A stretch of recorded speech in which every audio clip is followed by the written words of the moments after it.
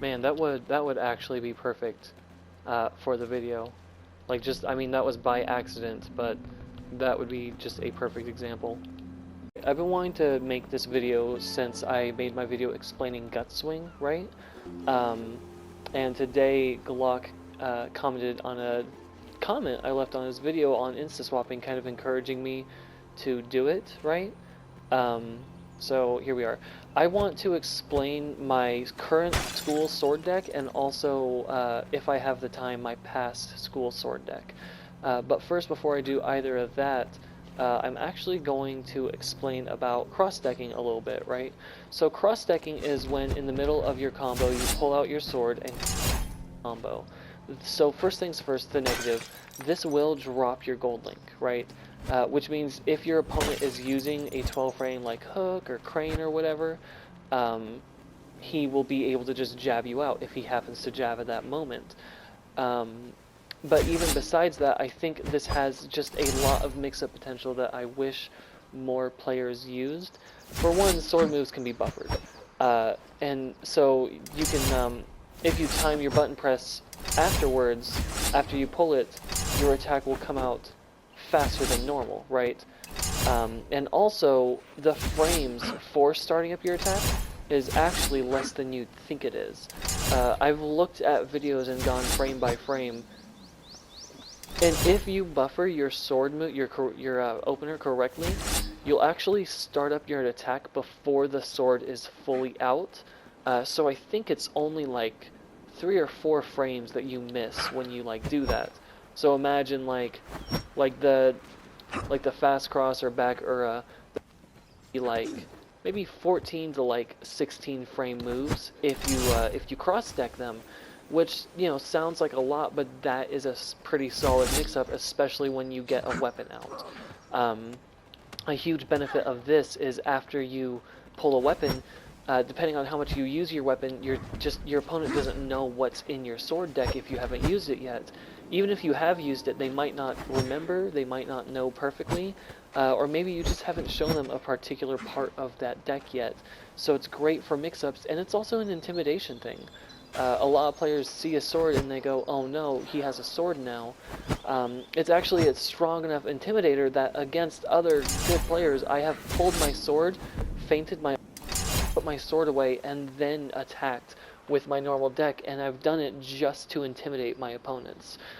So it's a very successful tactic in that way. It's also... like I said, it's also got a lot of defensive potential too. Like, I probably am gonna put it in, but there's a small clip of me running here, getting attacked by a NPC, and I switched to my sword completely by accident. I actually like took out my sword by accident, and then attacked with Toreador, and I dodged their opener, and again, like that was 2 accidents in a row actually, but during a duel with an actual like other player, I do that on purpose, where I will wait until I know they're about to throw out like a vertical or a high or something, and then I'll take out my sword and dodge it quickly with Toreador, which is possible. Again, like, you can buffer the move, and with dodged moves that works perfectly because you don't want to just try and spam out a dodge move. You want to delay it and really time it correctly, you know? So cross-decking actually like pairs really well with avoiders in that way. And then I'll either, depending on the situation, I can like put Toreador, or I can put the sword away. I can, you know, I can continue my combo with this sword. Unlock. There's been moments where I was low on stamina and applying pressure, and I pulled out my sword, and my opponent, thinking that it was going to be like a dodge move or something to try and bait them out, or like maybe like a heavy. I do like to cross-deck into heavies quite a bit. They did like wait, and I was able to pull out my sword and unlock using Gotatsu or Dash Splash on my other sword deck and get away and reclaim my stamina, you know? So it's a very versatile trick that I wish a lot of players did. You can cross-deck with gloves too. It's a lot of fun, you know, the combos are cool. I like it. It's pretty good. It's not something that just takes skill. Like I said, it does drop your gold link. There is that time frame where they can just jab you out with a 10 or 12 frame. so it's not something you can just spam out willy-nilly. But as a mix-up tool, it's really good, genuinely. Really quickly, something that people have asked me is actually, how do I know? How do I know when I'm gonna cross-deck, I'm gonna go into the moves I am, right? I don't completely know how to answer this question, to be brutally honest with you, because this is like my old sword deck, and I still know it well enough that when I do this, I'll go into low spin heal. Alright, when I do that, I'll go into low spin heal. When I do that, I can go into flute swing, you know, at least when I pair it with my guts punch deck, not my guts swing deck. If I do this, I'll go into guts punch in my cult deck, that's my gloves deck, you know. So I'm never fully sure how to answer that question, because I spend a long time developing my decks. I spend a long time fighting with my decks. I just have them memorized, and I know, like after this, how do I know that I'm going to go into Sickle Slash? Because I know, like, I've made this deck, I've spent hours on this deck, I've spent, like, hours playing with this deck. So how would you not know that if you just equate that, like, you know, just think about both of your decks, like, oh, this ends in this stance, so if I switch back to my normal deck, I'll go into that stance. You can also think about in terms of alternates if you don't want to think about in terms of step cancels. Like, for example, in the bottom left here, I have Reach and McGarry as the alternate, right? Well, you know that Reach and McGarry is the alternate. You know that normally after... I actually don't have anything that goes into Reach and McGarry in this. Anyways, you know after you use this move, you can use this alternate, right? We'll just equate that. Equate that with, hey, after this I can use... Not that, that's a step cancel. I can use that, or I can fucking switch into that, like I know what's there. So yeah, even if you don't know your deck, like if you didn't make it, and it's like your school deck that you've been a part of, you still, I would assume, have like used that deck and spent time with it in like fights. And it's really just a matter of using your sword deck and getting to know it, you know? I find a lot of players don't know their sword decks very well because they're a little intimidated or hesitant to use it, and just don't be afraid to. It's literally a weapon in your hands that you're not using. And if you happen to come across an opponent like me who likes to use swords and likes to cross deck, well, now if you get a hold of your sword, now it's going to be more of a detriment to you. Because, like, for example, a common mistake that a lot of people do when they have a sword is they just start spamming. They're like, oh, I have a tool that will do chip damage, now I can be super aggressive. Well, now I know that you're just gonna thoughtlessly mash. I'm gonna punish you. I'm gonna absorb. I'm gonna use like a faster attack to punish. I'm gonna dodge you with like maybe this or well that, or maybe Toreador, you know. Yeah, you gotta learn. A sword deck is a deck like any other, like any fist deck, like any glove deck. You just have to use it the same way. You have to consider like, hey, even though my weapon does chip damage, I can't just rely on my opponent blocking constantly and not defending himself in any way, you know? Alright, having explained a little bit about cross-decking and how to do it, I'm gonna look at my actual sword now. So this is my current school sword. This is actually funny because this is a sword deck based on a sword deck that was based on my sword deck, right? So I had an old sword deck, I think it was this one. Yes, I had an old sword deck like this that was similar to that one. That one is a little different. That DS Kamikameha took and made his own version of that deck, and then I took his version of that deck and made my own version of that. So a little funny that I always kind of laugh at. But yeah, here it is. Like I said, it's got a lot of range. This is the first thing you'll notice. This is just, swords are very useful for a very long range. You know, like Gatatsu alone has like 4 meters. And there's just, yeah, a lot of my students don't really use swords, and I find that pretty sad because it's just, they're really fucking fun, what can I say? And this sword specializes in a lot of really interesting unlocks. So like I'm showing here, I can use Gatatsu into that stab and to back into Gatatsu. I can use Pura cut into Toridor into Pura cut, you know. You can go Gatatsu and then back and then into side unlock into Gatatsu, which side unlocks like decrease the amount of range you like get out of the unlock, but with Gatatsu it's so much it doesn't really matter, you know. Yeah, there's a lot of just tricks to it. And then here, here's a confirm of the deck. Gets punched into fast cross there. That's a really good one. A lot of people actually seem to think groundswell is a, I don't know why, but it seems to just trick a lot of people. And then you get that, and then with my gut swing equipped, I like to cross deck into that, right? So I can go bam, bam, bam, bam. And like you saw there, if you buffer it correctly, I think the game glitched out a little bit where it made the sword disappear. But the animation, like that animation isn't like wrong, you know, like the animation itself isn't glitching to be faster, that is genuinely how fast it is. So it really only adds a couple of frames. And as a mix-up tool, it's so just good. I know I said I'd look at the sword, but this kind of became another cross-deck thing while I'm actually showing. Another thing for cross-decking is I actually have my weapon pool tied to R1. This is one thing, part of the game, where I wish you could tie two button presses, or two things to the same thing. I wish I could pull and put my sword away with R1. But no, I have R1 for my sword, which I find that easier to pull it out mid-combat. And then I've just got down to put it away. So yeah. Let's see, we've got Toridor, Gatatsu, Pura, Fast Cross, into Typhoon Slash.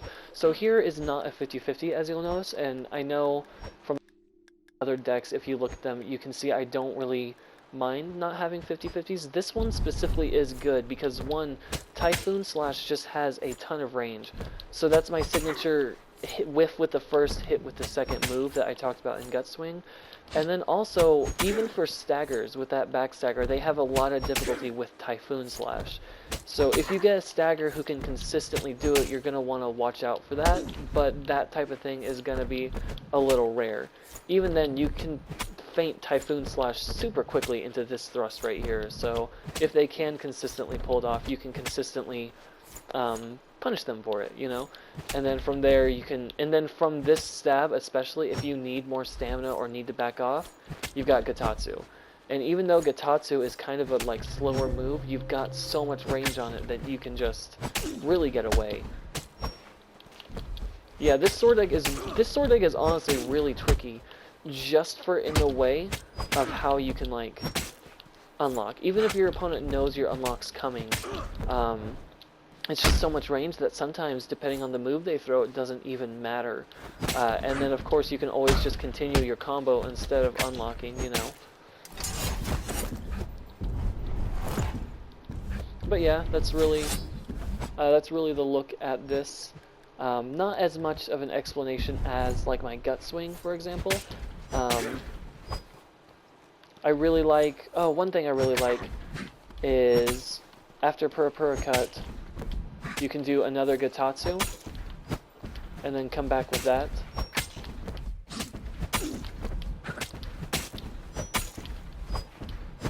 And then if you unlock with Pura, you can come back with Gatatsu.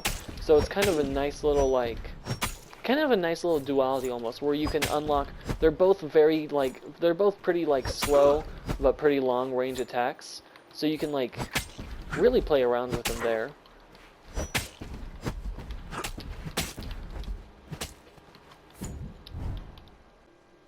Alright, moving on from that, this is my old deck, and as you can see, again, it's got just a lot of range, and I actually made this deck specifically as a counter to Gamek, right? So what Gamek would do is, this deck, my old cult deck, is still a pretty close range deck. It's got a couple like options to get in close, but not very much that is really long range and really good. So what he would do is he would just space me out and just, you know, beat me that way. So I developed a sword deck specifically to counter him, where I've got a lot of moves to get really in range, and this dash slash Gotatsu like combo specifically, that's like over 7 meters of range, so it's just got ungodly amounts. And then one thing I don't see very many people doing is unlocking with dash slash, and I don't know why. Because look at that, that's so much range, it's such like a heavy attack, you know? You can get so much punish off of it. And then with this deck, you can see like, oh, I can go dash slash and then Kotatsu, I can go dash slash and then tripped kick, or I can go dash, I can step cancel into Toreador, because a lot of people will try and like jab me with low back fist, because that covers both Gotatsu and tripped kick. Well, it doesn't cover Toreador, so bam, Toreador. Maybe I should have talked about the step cancels and stuff in that other deck. Oh well.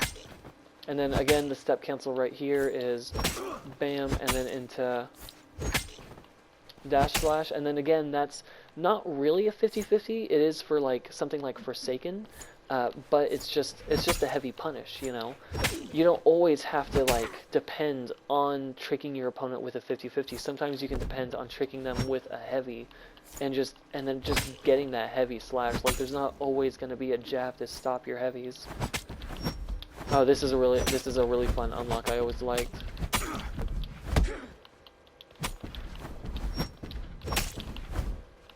Then I can go boop, boop, boop, bam. Look at all that distance.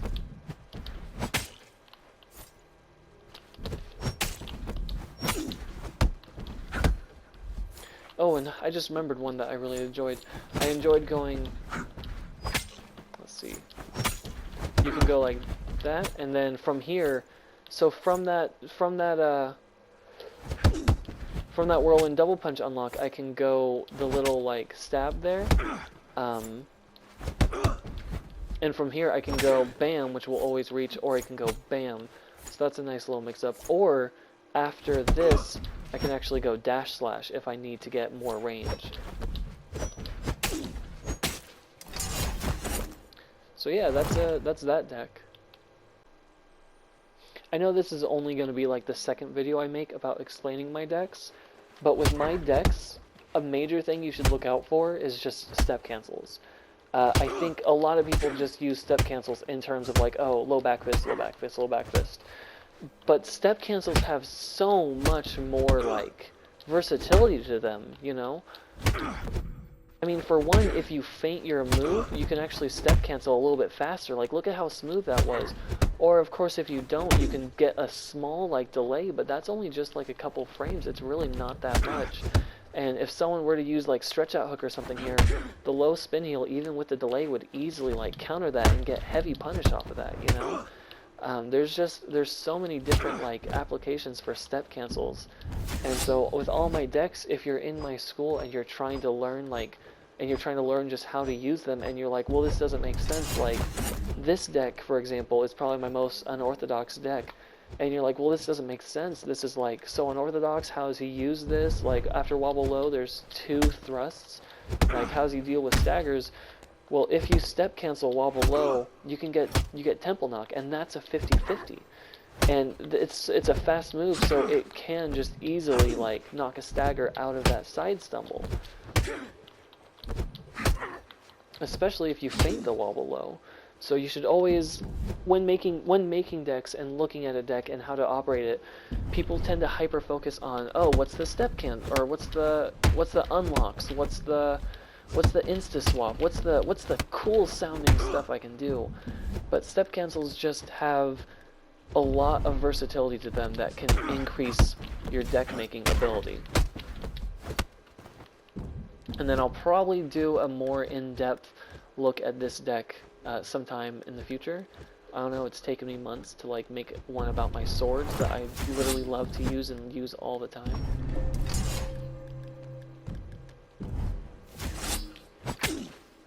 Let's see, that's not really a step cancel. And then of course you've got the step cancel here. you've got the guts punch, but then you also have the step cancel.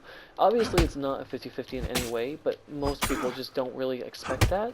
They'll know that you've got a guts punch coming up, and they'll try and jab you. So you can just...